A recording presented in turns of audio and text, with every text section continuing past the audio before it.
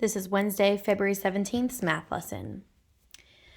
Our objective today is I can estimate and measure temperature. So we're continuing with measuring today and estimating. So far we've learned how to measure length, we've learned how to estimate and measure weight, and we've learned how to estimate and measure volume, which is the liquid inside a container. But today we're working with temperature.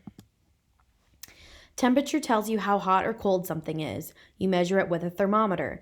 It is measured in degrees, either Celsius or Fahrenheit. So these thermometers that we're going to be looking at today have two sides to it. One side where it has the degree sign and an F, that's our Fahrenheit side. The other side that has the little degree sign and the C, that's our Celsius side. So we'll be doing both. On a hot day, we think about 90 degrees. That's a very hot day. On the Celsius side, that would be about 32 degrees Celsius. Room temperature is typically about 70 degrees Fahrenheit, which is equivalent to 21 degrees Celsius.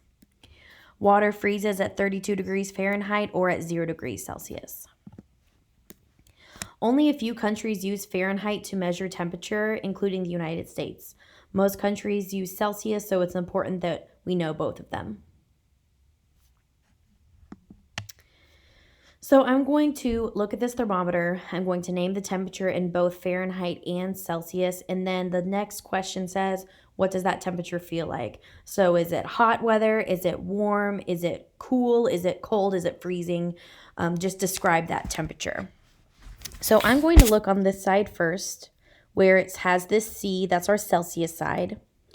I see that the red in my thermometer, that's our liquid, that's where our thermometer stops, is in between this 20 right here and this next line here.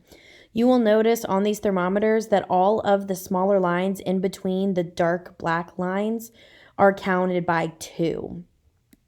So it looks like that this is more than 20 degrees Celsius, but it's less than 22 degrees Celsius.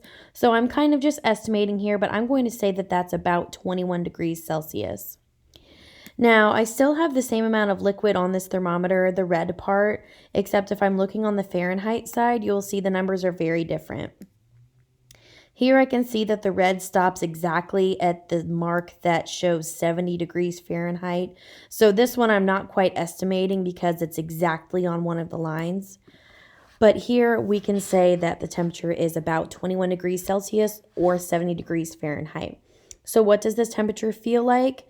70 degrees, like we saw on the previous slide, is about room temperature if you're indoors.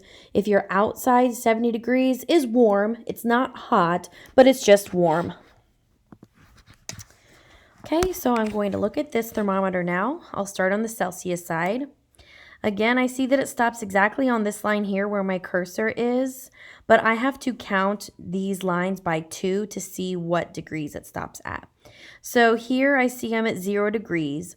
The line above the 0 degree line would be 2 degrees, and the line above that would be 4 degrees. Because like I said, each of these smaller lines in between the dark black lines go by 2s. So kind of think of it like reading a graph also. So we could say that this temperature is about 4 degrees Celsius.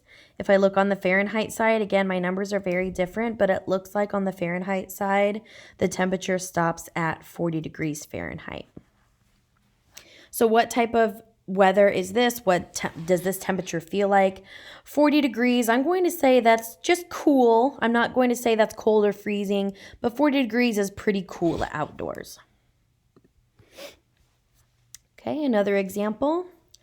Here I see that I'm probably going to have to estimate on the Celsius side here because the red does not stop on an exact line. If this line here is 10, then that means the one above it would be 12, and the one above that would be 14. So it looks like the red stops between 12 and 14 degrees Celsius. What number comes between 12 and 14? 13. So we could say this is about 13 degrees Celsius. If I look on the Fahrenheit side, I see that I'm in between 50 and 60, but each of these lines are counted by 2. So the line above the 50 would be 52, and the line above the 52 would be 54. So we could say this is about 11 degrees Celsius or 54 degrees Fahrenheit. What type of weather is this? I would say that this is about cool weather. Again, 54 degrees is not cold, but we could say that it's cool. Finally, let's look at this one. On the Celsius side, I see that we're in between 20 and 30. Each of these lines in between are counted by twos. So the line above the 20 would be 22 degrees Celsius. The line above that would be 24 degrees Celsius, 26 degrees Celsius, and it looks like the red here stops at 28 degrees Celsius. Then on my Fahrenheit side, it looks like I'm in between 80 and 90, but again, I'm going to count these lines in between by 2. The line above the 80 would be 82 degrees Fahrenheit, and the line above that would be 84 degrees Fahrenheit. So it looks like we're at about 28 degrees Celsius here and 84 degrees Fahrenheit. What does this temperature feel like? This we could say is hot. 84 degrees, that sounds about perfect right now since it's so cold outside. But 84 degrees is like perfect summertime weather where you could swim in a pool. So our exit tickets on Edulastic, I will pull up a preview of that because there's a couple parts to it. One, you have to record the temperature in Celsius and Fahrenheit. Now, again, since part of this is like somewhat estimating, I made the answers to where if you were off by 1, it should count it correct still, especially because I know it's kind of tough to read these lines. But my suggestion to you is to just zoom in on your iPad. That might help. So name the temperatures in both Celsius and Fahrenheit. You can input your answer there. And then down below it says, what does the temperature feel like? Is this hot, warm, cool, or freezing? Remember, we use Fahrenheit in the United States, so keep that in mind. Number 2 and 3 are the same way. Input your answers here. What is the degrees in Celsius and Fahrenheit? Again, if I were you, I would zoom in on your iPad so you can really read those smaller lines in between. And then down below, what does this temperature feel like? Is this hot, warm, cool, or freezing? And number 3 is the same way. So if you are off by 1, it should count it correct still because I know it can be tough to see these little lines. But just keep in mind that we use Fahrenheit to measure temperature. So keep that in mind when you are answering part B on these questions as well. This is new material, so if you have any questions, please reach out to me. I will be able to help you. I'm available all day, so I know this is brand new stuff, not quite review. So if you have any questions at all about this assignment, please let me know.